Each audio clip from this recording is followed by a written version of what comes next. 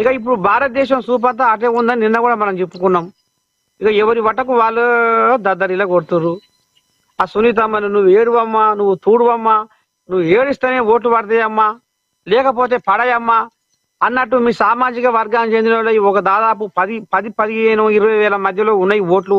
వాళ్ళను కూడా నువ్వు అంతా మరి కలిసే ఉపాయం చెయ్యాలి అనేది ఇటు రాములు అటు హరీష్ రావు ఒకటి బాగానే అటు ఇటు ఉపాయం చేసుకుంటా ఆమెకు సలహాలు ఇచ్చుకుంటా కథ నడిపిస్తున్నారు అట. ఇక ఇంట్లో ఇప్పుడు ఎట్ట ఉంది కథ, బెడుస్తాటు కొడుతుంది. ఏం చేయాలి? ఇక వాళ్ళు సందుకు ఒక లీడర్ను పెట్టి ఇక షెడ్డా పడ్డా ఈ కథ కూడా ఎవరి వటకు వాళ్ళు మేం ఖర్చు పెడతామంటే మేం ఖర్చు పెడతామని బీఆర్ఎస్ కోల్యాగలు పెద్ద కోల్యాగలు పెద్ద ముత్తైదువులు లైన్లకు వచ్చి మేమున్నాం మీకు సునీత అని ముందడుగేస్తున్నారట.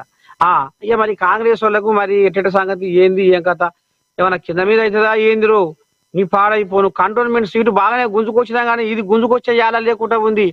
ఇక మరి బాయికాడ పండుకున్న పెదపులి ఏదో చేస్తట్టే కొడుతుందని అనుమానంతో ఇంకా వీళ్ళు సిపిఎం మద్దతు కోరుకుంటున్నారట. ఎర్రజెండా ఉండే కదా సిపిఎం కొయ్యాక పెద్ద కొయ్యాక జాన్ వెస్లీ జర్ర మాకు వెసులుబాటు కల్పించి ఇక మరి నీ సలహా నీ సూచనతోటి జర మీ హిమ్మతి కూడా మాకు ఉండాలి, గట్లయితేనే జర్ర మేము బయటపడుతున్నాం అని ఇక పిసిసి మహేష్ కుమార్ గౌడ్ ఇక ఆయన తోటి ఇక రాకడ పోకడ చేసుకుంటా మంతనాలు చేసుకుంటా మారముచ్చట చేసుకుంటా లైన్ తీసుకొస్తుండట. ఎవరు?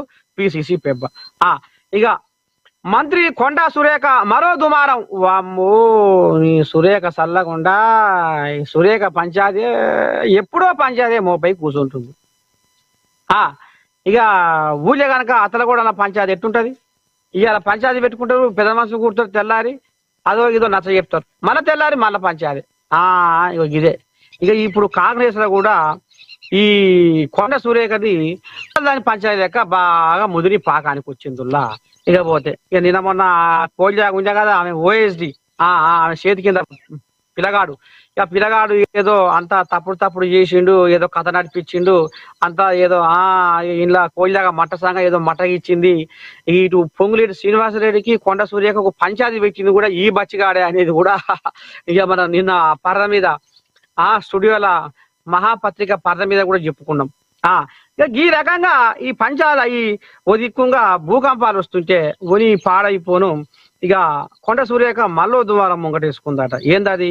పరిష్కారంపై అధిష్టానం నజర్. డిప్యూటీ సీఎం బట్టి ఇన్ఛార్జి మీనాక్షితో సురేఖ భేటీ. హైకమాండ్ కు అన్ని చెప్పినా వారి ఆదేశాల ప్రకారం నేను వెళ్తా అని అంటుంది కొండ సురేఖ. ఇక వాళ్ళకి అన్ని చెప్పుకుందట, కడుపులో ఉన్న ఆంబయం అంతా అని చెప్పుకుందట. ఎక్కడెక్కడ సిమెంటు, ఎక్కడి కథ, ఏం వ్యవహారము, అప్పుడే నడిచింది ఇప్పుడే నడవబోతుంది, మరి ఏడబెడిసింది ఏంది ఏం కథ, ఇళ్ళనే పార్టీలనే పంచాయతీలు పుట్టి ఇదో కలంపం అవుతుంది, అవి ఏం చేయాలి ఎట చేయాలని ఇప్పుడు కొండ సురేఖకు నిద్ర పడతలేదట. కుదిరబడ్డ ఎలుకోవాలయ్యి అధిష్టానానికి నేను అన్ని చెప్పుకున్నా మనసు విప్పి అని అనుకొస్తుందిలా. ఇక చూడాలి మరి పంచాయతీ ఎట్టటి సంగతో ఏం కథో. కానీ ఈ పిల్లగాడు చేసిన ఏదో ఉద్దారకానికి ఇక పోలీసులు పశువైతే ఇంటి మీద పోయిరట రాత్రిపూట. మీరు రాత్రిపూట ఎట్లా వస్తారు ఇంటి? ఇక సురేఖ బిడ్డ నీ దండం పెట్టి సుస్మిత పటపట పటపట పటపట పటపట పళ్ళు కొరుక్కుంటా పోలీసుల మీదకి మర్రబడ్డదట నుల్లా. ఇక ఈ పంచాయతీ మరి ఏడికి దారి తీస్తుందో ఏం కథో గాని మొత్తానికైతే అలా మరి ఇంకా రేపు ఏడికి తీసుకుంటుందో ఈ పంచాయతీ దారి. ఇక స్థానిక ఎన్నికల్లో 2 పిల్లల నిబంధన తొలగింపు. ఇక ఎందరు పిల్లలున్నా చేయొచ్చునట పోటీ. అయ్యో నాకు 2 ఉండే పిల్లలు, అయ్యో నాకు 3 ఉండే 4 ఉండే, ఎట చేయదు ఏం చేయదు, నాకు అవకాశం ఉందా రాదా?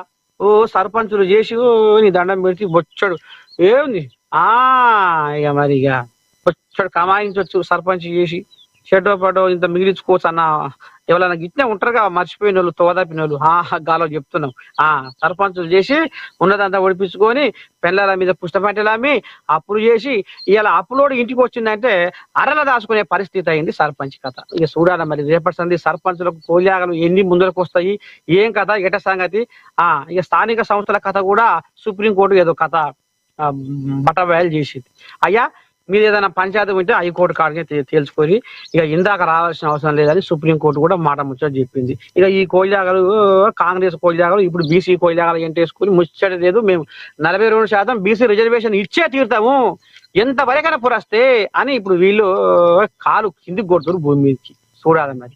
ఇక ఇలా బీసీ కోయిలాగలు 18 తారీఖు నాడు బంద్కు పిలుపునిచ్చారు.